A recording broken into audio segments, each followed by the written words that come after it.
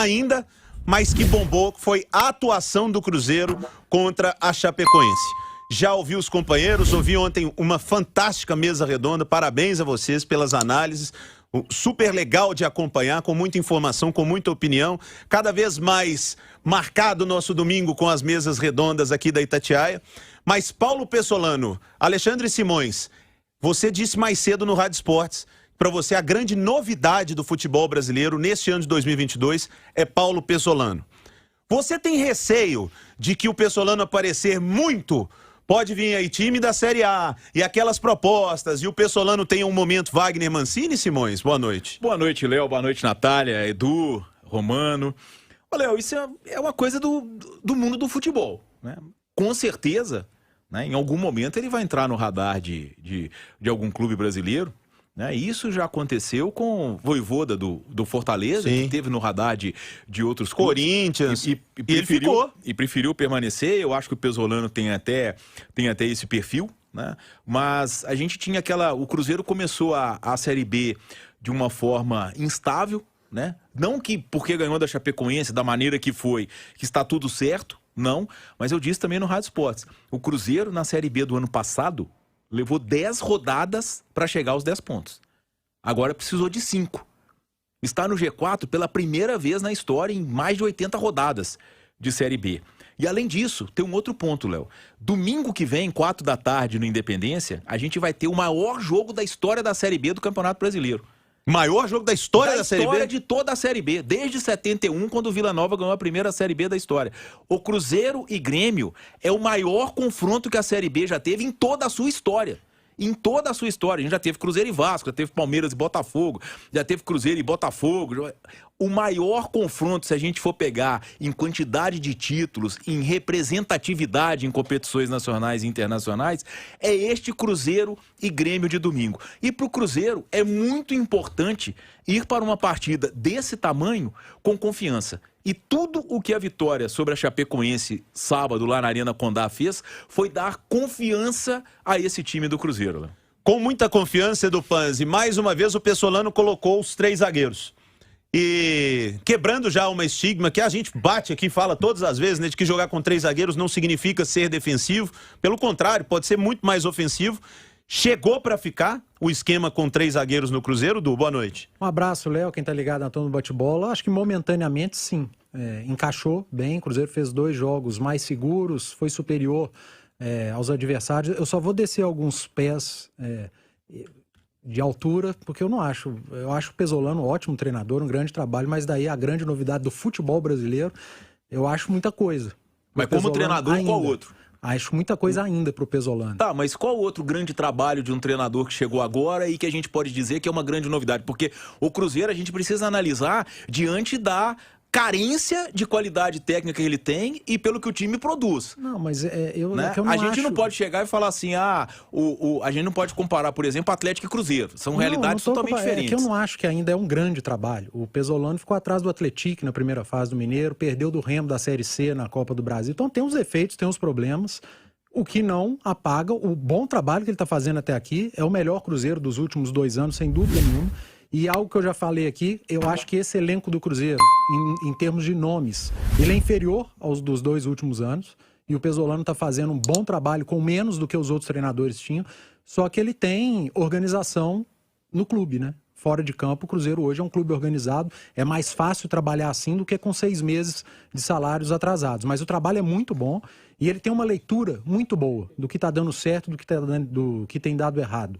E essa última leitura, essa sacada dos 3 zagueiros, num primeiro jogo contra o Londrina, que ele teve pouco tempo para treinar, e que ele observou o que tinha de bom e de ruim naquele jogo e já corrigiu para o jogo seguinte, chamou atenção também. O Cruzeiro sofreu muito menos contra a Chapecoense, que no momento é um time que vive a sua melhor fase na temporada, mas eu não acho que a Chapecoense vai brigar por acesso, assim como eu acho que o Santos na Série A também não vai brigar, mas estão lá no topo. E o Cruzeiro foi a Chapecó e venceu a Chape, que está vivendo o seu momento e que outros foram lá e não conseguiram. Então, foi a maior vitória do Cruzeiro, em termos simbólicos, tá? Que me entendam, nos últimos 3 anos, porque essa vitória cravou o Cruzeiro, finalmente, matematicamente, no G4 durante uma rodada. Porque antes ele dormia, na última ele dormiu, mas acordou fora. Nas outras competições, nas outras temporadas ele nem chegou perto. Então foi uma vitória simbolicamente muito grande do Cruzeiro. Emerson Romano, Simões acha que é o grande trabalho do ano até agora, o do Paulo Pezzolano. O Edu Panzi acha que é um bom trabalho, mas não para tanto. Para Emerson Romano, o trabalho do Pezzolano é o melhor do ano até agora, e se não é ele, quem é? Você que assiste até Série F do Campeonato Brasileiro, que ainda vão inventar. Boa noite, Romano. Boa noite a quem nos acompanha. Eu acho meio prematuro cravar o trabalho do Paulo Pezzolano como o melhor do ano até aqui. Acho que a gente tem que, como diria minha avó, vamos devagar com o andor, que o santo é de barro. É um trabalho que ainda está em construção, é um trabalho que ainda está sendo montado, mas que já está dando frutos. É porque a gente faz uma comparação, Léo, dos últimos anos do Cruzeiro. Você não sabia qual time que o Cruzeiro ia jogar e principalmente você não tinha um padrão tático na equipe. Você não tinha um padrão tático. Cada treinador chegava aí e montava um padrão tático de forma diferente. Pezzolano tem muitos predicados. Pezzolano tem muita coisa positiva, ter garimpado garotos na base, ter dado oportunidade, ter buscado jogadores, mas eu acho muito cedo ainda para a gente, não só ele, acho muito cedo para poder definir qualquer trabalho de treinador que tenha chegado agora, a não ser que você encontre um trabalho já pronto, que é o caso do Atlético, é completamente diferente, porque já pegou um time praticamente pronto e agora está dando as pinceladas dele ali. Mas eu acho que ainda é prematuro cravar que é o melhor trabalho e que tenha outros melhores do que ele. Eu prefiro, como diria o grande Adilson Batista, aguardar para ver. Mas eu disse até agora. É isso que eu ia defender o Simões nessa. A minha até visão agora. É a seguinte, até agora, o Pezzolano, para mim, a gente está dizendo, realidades diferentes. Mas, pelo que representa, o Pezzolano, para mim, hoje, apresenta um trabalho superior ao do Turco. Como treinador, as realidades são totalmente diferentes.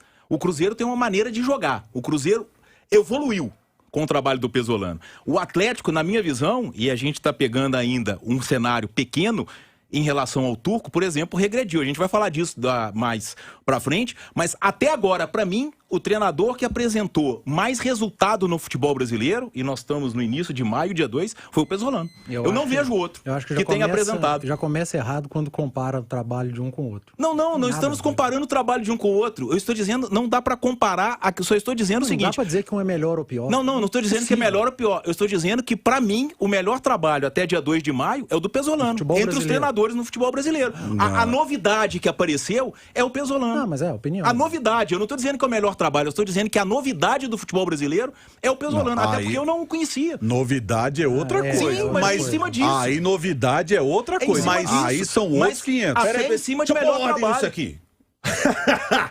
A melhor novidade. Foi assim que ele colocou. Porque o Vitor Pereira, treinador do Corinthians, é uma novidade. Sim. A invasão portuguesa que está tendo no futebol brasileiro, treinadores estrangeiros. Mas eu vou falar um outro aqui que o rendimento dele é muito bom. Morínigo.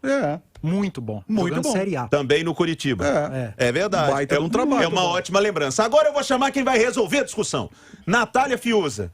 É a melhor novidade do futebol brasileiro 2022, Paulo Pezzolano, ou não? Boa noite, Natália. Boa noite, Léo, também aos colegas da mesa. Vamos fazer o seguinte, entre os estrangeiros que chegaram nesta temporada, quem tem apresentado os melhores resultados, considerando a sua realidade, aí sim eu acho que é o Paulo Pezzolano. É de uma inteligência, hein? O Paulo falar. Pronto. Próxima segunda-feira vai ficar só ela aqui, eu vou dispensar vocês.